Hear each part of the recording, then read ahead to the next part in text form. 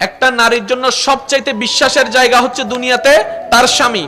একজন নারীর জন্য সবচাইতে দুনিয়ার ভরসার জায়গা হচ্ছে তার স্বামী। একজন নারীর পৃথিবীতে সবচাইতে অন্তরের মধ্যে সবচাইতে ভালোবাসা পৃথিবীর বুকে তার স্বামী।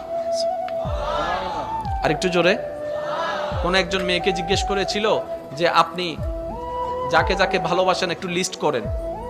লিস্ট করার পরে ওনাকে বলা হলো যে আপনি এখান থেকে লিস্ট এখানে কাটতে থাকেন, কাকে কাকে আপনি ফেলে দিবেন।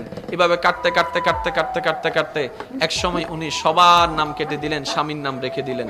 তো জগৎ প্রশ্ন করলো, আপনি এটা স্বামীর নাম রাখলেন কেন? সবাই আমাকে ছেড়ে দিতে পারে, আমার স্বামী আমার হাত কখনো ছাড়বে না।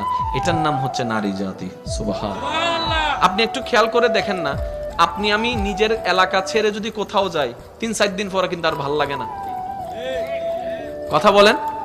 নিজের গ্রাম ছেড়ে গেলে অনেকে বিদেশ থেকে আসার পরে দেখবেন গ্রামে নামার পর আগে লম্বা করে নিঃশ্বাস নেই, এই যেন সে কোন প্রাণ খুঁজে পেয়েছে। গ্রামের সে মাটির গন্ধ তাকে অভিভূত করছে, গ্রামের সে চাচার চেহারা তাকে আনন্দিত করছে। ওই যে অনেকদিন দেখে নাই তো, যে যেখানে জন্ম হয় তার প্রতি একটা ভালোবাসা থাকে।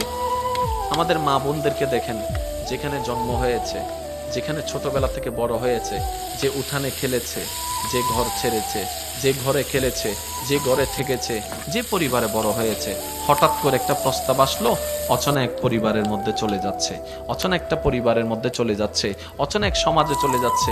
জীবনও কোনোদিন থাকে নাই সেই ঘরে, ওই ঘরে চলে যাচ্ছে। দেখে নাই কোনোদিন মানুষটাকে, ওই মানুষের ঘরে চলে যাচ্ছে।